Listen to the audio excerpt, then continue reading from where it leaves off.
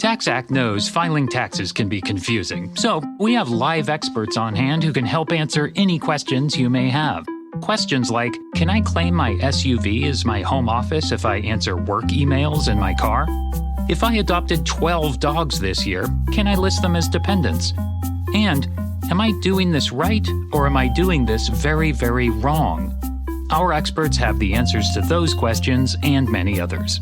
TaxAct. Let's get them over with. This week I'm talking about connection. In this episode, you'll find out what connection is, why it matters for your mental health, and how to improve the quality of your connections with loved ones and strangers alike. So, let's talk.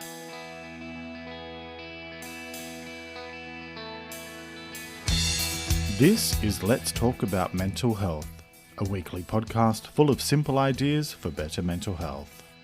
I'm your host, Jeremy Godwin, and I'm an Australian writer and speaker who spent most of the 2010s dealing with severe depression and anxiety, and that led me to change careers to study mental health.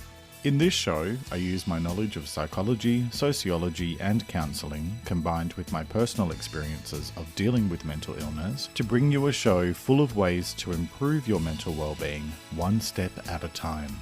Each week, I look at one specific topic and go through simple things you can do to improve your mental health. So, get comfortable and let's talk about mental health. Because the more we talk about it, the easier it gets. Hello and welcome to episode 66, and thanks so much for joining me. 2021 is the year of well-being here on the Let's Talk About Mental Health podcast, because well-being doesn't just happen, it takes work. So each week on the podcast, I will be continuing to share simple ideas for better mental health and practical advice for improving your overall well-being by looking at lots of different things that you can do every day to make a positive difference in your own life. And this week is all about connection. Connecting with other people is one of the most important aspects of life and a big part of well-being. And since I just touched on it in episode 3 of the Let's Talk About Mental Health TV show over on YouTube, it seemed timely to expand on the subject here with its own podcast episode this week. Now, before I start, episode 4 of Let's Talk About Mental Health TV is out now on YouTube, where I'm talking about how to stop sabotaging yourself with negative thoughts and overthinking. Find it on YouTube or watch it at letstalkaboutmentalhealth.com.au/YouTube. And while you're there, take a moment to subscribe to the channel. I also do a second weekly episode on YouTube, which is a mini version of this podcast, covering 5 of the how-to tips from each episode. So it's a good refresher if you've already listened to the podcast episode here and you want to refer to it later on, or even if you want to share it with someone who you know for some quick advice. So now, on with this week's episode about connection. I think if there were ever a more perfect time to talk about connection, this is probably it. These last 12 months have been tough work, and I think many of us have just gone into survival mode in some senses, especially in terms of being limited with our movement and often being separated from our friends and our loved ones for very long periods of time. Now, I know that there are 2 schools of thought when it comes to the C word, and I'm talking about COVID here, so don't jump to the wrong conclusion. People are either willing to talk about it openly, or, more commonly, I think most people would rather just gloss over it or ignore it completely. It's kind of like that cartoon of the dog sitting in a room on fire saying, "This is fine." Let's just say this up front, shall we? If you're not fine, or if you're struggling, or if you're having good days, bad days, average days, all over the place days, especially when it comes to feeling disconnected from the people that you care about, then that is absolutely fine. And in fact, I think most of us would be hard-pressed not to feel a bit shit most of the time at the moment, since we're kind of just expected to get on with our lives every day as if this whole thing isn't just dragging on longer than a James Cameron movie. Let's just hope this doesn't end up going on and on and on like Titanic did, which I'm trying not to be mean here, but that was more than 3 hours of my life that I still haven't gotten back. I think it's important to be really honest and realistic about what we're feeling so that we can then deal with things as they are instead of pretending that we're okay when we're not. And I think for most of us, one of the main things we're finding challenging is feeling disconnected from the people that we care about. Well, there's that and being stuck at home all day and night without end in sight. But for me, I'm a homebody, so I've been training for this most of my adult life. Regardless of where you are in the world, we're all experiencing some kind of impact with everything that's been going on. And even in countries or cities without restrictions, it can still be really daunting to go out and catch up with other people with everything that's going on. And I have to admit that for me personally, I've kind of kept things to just a bit of a sort of 50-kilometre radius, which I think is about 31, 32 miles. I've tried to keep in that radius as much as possible to limit my exposure. And, what that does is that it limits the physical connection that you can have with people. And of course, I'm grateful to even be able to do that because I know that there are many of you listening who are in lockdown 643. With all of that said, I think that has meant that many of us, myself included, have had to work through new ways or better ways of staying connected with our family and friends. And I think it's that sense of being driven to find a way to connect, regardless of what's going on, that speaks to the importance of quality connections with other people.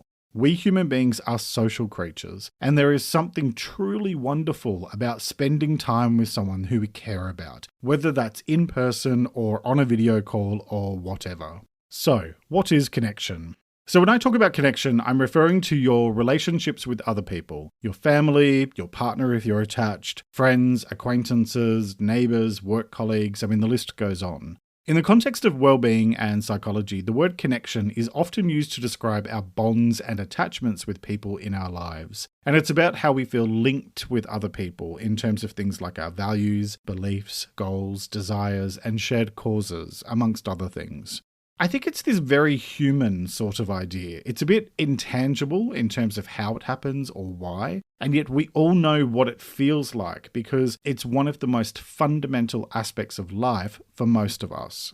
I think that true connection is about having quality relationships with other people. And like I said, it's a big part of our experience as human beings. It can be really challenging to be alone or to feel disconnected, which of course is a big thing that so many of us are facing at the moment thanks to social distancing and all of the lockdown sequels. Let's be honest, this thing has been having more sequels than those Police Academy films from the 1980s, and just like those, it seems to get worse and worse the more it goes along.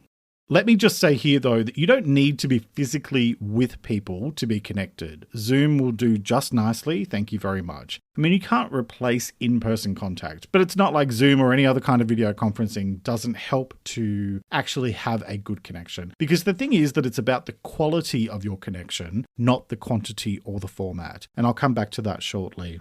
And I also want to say here that you can have connections with total strangers just as much as you can with family or longtime friends. Again, it's about the quality of the connection and not how long you've known the person or how well. I think connection is very much that incredibly special thing where we see another person and they see us. And I'm not talking about visually seeing, but more about seeing in terms of recognizing another human being. You won't necessarily connect with everyone, but when you do, it's such a lovely feeling. Anyway, let's move on. The next piece is why does connection matter for good mental health? And it matters because there are very few people in this world who don't want to feel liked or even loved. We crave intimacy because we want to connect with other people, because it's one of the things that makes this whole human experience feel worthwhile and fulfilling. A lot of it is about wanting and needing support, and it's also about feeling seen as an individual. Most of us like to be liked, and it's an amazing feeling when you make a good friend or you have a relationship where the other person sees you for who you really are and still chooses to stay around. And a lot of that comes down to the quality of your connections.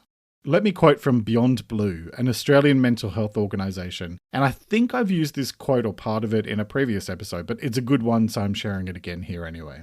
The quote is, "Connections matter. Strong ties with family, friends, and the community provide us with happiness, security, support, and a sense of purpose. Being connected to others is important for our mental and physical well-being, and can be a protective factor against anxiety and depression." And further to that quote, according to the Canadian Mental Health Association, social connection can lower anxiety and depression, help us regulate our emotions, lead to higher self-esteem and empathy, and actually improve our immune systems. By neglecting our need to connect, we put our health at risk.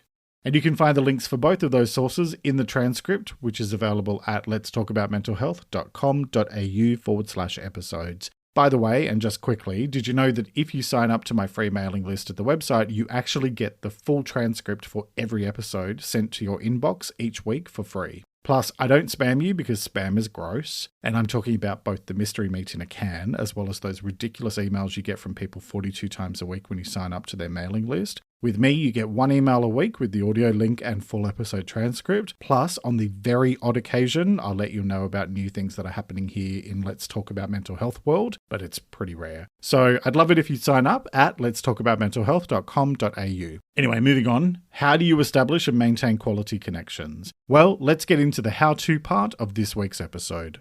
So I'm going to start by talking about how to improve the quality of the connections that you already have, and then I'll also cover off on a few things about connecting in general, which can really apply to anyone, be they friend or total stranger. So my first point is treat your existing connections like gold and spend quality time with the people that you care about, in person or virtually. So you don't have to be in the same room to have quality time with someone, and hooray for that because, lockdown 42, electric boogaloo. It's also not about the length of time that you spend together. Like most things in life, it's about quality over quantity. So spend some time together where you connect with one another and have good quality conversations about what's really going on in each other's lives. And hopefully that means that it's 50-50 for both of you between speaking and listening, because a quality conversation is a two-way street, not a one-sided conversation. And while you are connecting with someone, for the love of Celine Dion, put your phone away, switch off the TV, and give the person that you're talking to your full and undivided attention. That episode of Coronation Street will still be there later, I promise. The thing is that connection is about feeling seen and supported, so the quality of your interactions is far more important than any other factor. Speaking of, my next point is quality means having meaningful conversations.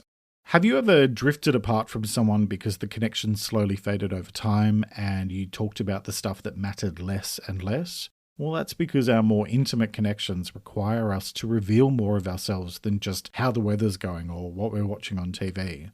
Hopefully there's a reason why many of you come back and listen to me week after week, which I think is because I share a lot of my true self here. And so we're able to form this type of connection even though you're just listening to me via a podcast.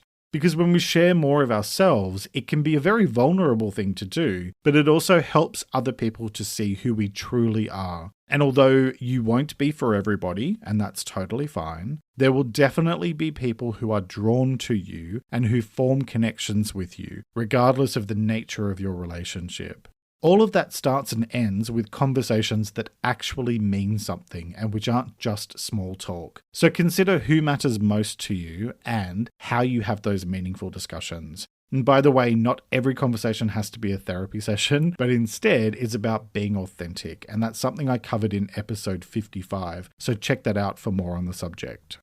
Alright, so the next few points are more general in nature and they apply not only to your personal relationships, but also in all circumstances. At work, at school, when dealing with strangers, as well as acquaintances or friends of friends or whatever, or even just online, such as when you might be talking to others on social media. And yes, this includes some stuff about thinking before you comment, because if you've watched episode 3 of Let's Talk About Mental Health TV on YouTube, then you'll know that I think we have a lot of work to do as a community, as a society, to really get our shit together in terms of how we use social media in order to spread more kindness rather than just using it as a platform to be mean to one another. But anyway, that leads me nicely into my next point, which is do no harm. And I hope this one goes without saying, and I talk about it a lot in the podcast, but if you want quality connections, then you need to do no harm to yourself or to others.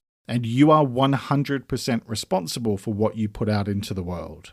If you are gossiping, backstabbing, bullying, encouraging unhealthy behaviors, or just generally being harmful in the things that you do and say, you're going to find it virtually impossible to have and maintain healthy connections with other people. And you'll be more likely to find yourself surrounded by unhealthy relationships.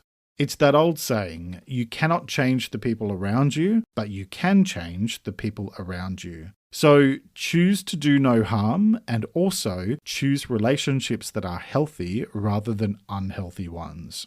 My next point is be kind. And this is another one that I talk about a lot, pretty much every episode. And it's like the next step from the do no harm piece, in the sense that first make sure that you're clearing out anything harmful in terms of your own behaviors as well as your relationships with others. And then you can focus on taking things to the next level, which is spreading kindness as though it's pixie dust and you're a unicorn on acid. I mean, you don't need to walk around singing Kumbaya and handing out love beads to strangers unless that's what you're into, but choosing to be kind can take many different forms. Even just a smile and a hello to a stranger at the supermarket is a form of sharing kindness. When you are kind to others and to yourself, it spreads and it takes on a snowball effect. It's like positive thinking. When you start to see the positives in life, you find even more to be positive about. In the words of the ancient Greek fable writer Aesop, no act of kindness, no matter how small, is ever wasted. So my next point in terms of how to improve the quality of your connections with other people is give more than you take. And this is another one that I talk about a lot on the podcast. And it's about saying that when you give rather than just taking all the time, you're topping up your relationships with kindness and positivity. And the more you give, the more positive things will be. Now, I'm not talking about money here. I'm talking about giving of your time, your warmth, your compassion, your understanding, your support, and your kindness. Because these are the things that matter most in life and which help other people, whether stranger or friend, to see the kind of person that you are. So give more than you take. The next point is to be thoughtful and considerate. For example, thinking before you speak and not just reacting. I've talked before about the way that our brains can hijack us when we're upset or angry or hurt. And so if we just hit the pause button for 5 to 10 seconds before we then decide how to respond, we can be much more thoughtful. And when you're less reactive and more considered, the quality of your relationships will improve because the highly emotional stuff becomes much less of a focus. And please be mindful of other people's feelings. A simple please and thank you goes a long way to making other people feel seen and appreciated. And it's also about treating others the way that you would want to be treated. So don't do things like not bothering to reply to messages or being dismissive of people's feelings or whatever, because all that stuff chips away at the quality of your connections. People want to feel seen, respected, and appreciated. So think before you speak and be considerate. My next point is talk to your neighbours and to other people that you see often. So far in this episode, I've focused a lot more on your personal connections as well as things like work colleagues, etc. But the reality is that none of us live in a bubble. You're part of a community, and the more you interact with the community around you, the more you will feel a sense of connection with that community. So say hi to your neighbours when you see them instead of just running into your house. And if you're feeling really eager, then don't just say hi to them, actually talk to them. The very idea of that used to give me the horrors because I grew up in the city. I mean, we were close with our neighbours when I was growing up, but once I moved out of home, I don't think I've ever actually known a neighbour's name, which is terrible, but it is what it is. But now, living in the country, not only do I actually know my neighbour, but we have conversations and we even have one another's phone numbers, which for an ex-city boy just made my brain explode. But anyway, it's not just about your neighbours. What about the people you interact with on a regular basis? Chat to the people who work at your supermarket or local shops and cafes, the ones that you see all of the time. You know, my point here is don't just treat people in these types of roles as simply being there to serve you, because they're human beings as well. And besides, I think, it became very clear thanks to the early days of the pandemic that we'd all be stuffed without the people who sell us our food and bathroom supplies. My point here is that, all of this stuff is about treating others as you would want to be treated. In other words, treating people as people and connecting with them regardless of what they do. And so it's a really good opportunity for you to be able to have a better quality of connection with the people who you do interact with on a regular basis, even if that interaction is only as superficial as seeing them once or twice a week when you go to the shops. Speaking of, my next point is connect with new people often. I talked about this in the loneliness episode, which was all the way back in episode 15. And there are lots of things that you can do to connect with new people. Join a club or a group. Get involved in a cause that you care about. Volunteer. The list goes on. There are thousands and thousands of different ways to meet new people. It just takes a bit of effort and time combined with a willingness to put yourself out there. So make the effort and take those first steps, because meeting new people helps you to feel part of something much bigger than just yourself. My next point is something that I kind of touched on in episode 3 of the YouTube show, and it is don't rely on social media for your connections. I don't want to repeatedly bash social media, but here I go anyway. You cannot maintain a quality connection with someone just through social media. There, I said it. Look, it's a great tool for staying in touch, and I use it with a number of old friends and family members, but I'd be lying if I said that I have a close connection with any of them because I just don't, which is, really a shame. When we first moved to the countryside in 2015, I had already been dealing with depression and anxiety for a few years at that point, and I just didn't have the emotional strength to do anything other than hit like or post some random thought or picture every now and then. So of course the relationships in my life slowly changed as we all moved in different directions. If you want to have a quality connection with someone, social media is not going to cut it. You need to pick up the phone and talk to them. I know, so retro, right? Or video chat with them, or when it's safe to do so, spend quality time with them in person.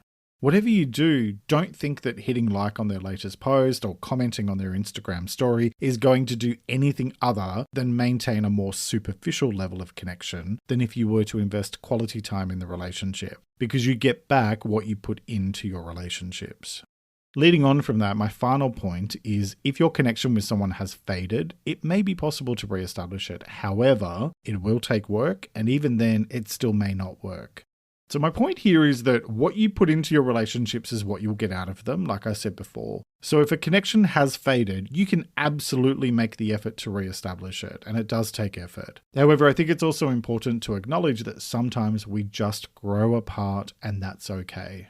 Sometimes a connection is more about who you both were at a certain time and place. And so I think we should be celebrating what was without trying to force it to be something that it's not anymore. My point is that if you have to force it, that generally means that it's not working. And if it's not working, then there's usually a reason for that. So by all means, put in the work to reconnect. But if it's a constant struggle, then maybe it's time to move on. I know that's really blunt, but I've had that myself quite a few times where it's taken a bit for me to go, oh, okay, so this connection has faded because it's run its course. So even though I still care for the person, it's time to let things go because there's no going backwards. So like I said before, sometimes it will work, but sometimes it's about celebrating the connection that was and then moving on. Because when it comes to connection and mental health, what it all boils down to is this. What you put into your relationships is what you will get out. And for most of us, having human connection is almost as important as food, water, and oxygen. We need it to survive. Quality connections make your life better. They improve your mental health and even contributes to a longer life. Relationships with other people, whether a loved one or passing acquaintance, are like plants. If you neglect them, they will wither away. But if you nurture them, water them, and treat them with care and kindness, then they will grow and thrive. The choice is yours, as it is with all things related to your well-being. So, what choice will you make today? Each week, I like to finish up by sharing a quote about the week's topic, and I encourage you to take a few moments to really reflect on it and consider what it means to you. This week's quote is by the American writer and researcher Brené Brown, and it is, "Connection is the energy that is created between people when they feel seen, heard, and valued, when they can give and receive without judgment." Let me repeat that. Connection is the energy that is created between people when they feel seen, heard, and valued, when they can give and receive without judgment. Alright, that's nearly it for this week. Next week, I'll be talking about energy. We talk about this idea of energy a lot, especially in the context of well-being, and it was even mentioned in that quote that I just shared. But what does it actually mean? Is there any basis in fact behind the idea of positive or negative energy? And if so, how does it influence your mental health and well-being? Well, next week I'll be talking about what energy is, why it matters for good mental health, and how to work with your energy and other people's energy to improve your mental health. I hope you'll join me for that episode, which will be released on Sunday the 21st of February. If you're in Australia, New Zealand, or the Asia Pacific region, it will be available at 7 p.m. Australian Eastern Time. In the rest of the world, you'll have it sometime in the morning, depending on where you are. And join me for Let's Talk About Mental Health TV on YouTube. with new episodes released every Wednesday following the same schedule, evenings in the Asia Pacific, mornings in the rest of the world. Head to letstalkaboutmentalhealth.com.au for links and past episodes, and while you're there, join the mailing list to have exclusive updates land in your inbox. Those of you on my email list receive the full transcript for each episode every week, and you also find out about new stuff related to the show and my work at least a week before anybody else. So if you enjoy this show, sign up at the website letstalkaboutmentalhealth.com.au. You can also find Let's Talk About Mental Health on Instagram, Pinterest, and Facebook at LTA Mental Health, where I post extra content throughout the week. And if you follow me on Instagram, then you'll notice that I make a point of interacting with as many people as possible there. So it's a great way to continue the conversation. Thank you very much for joining me today. Look after yourself and make a conscious effort to share positivity and kindness out into the world, because you get back what you put out. Take care and talk to you next time.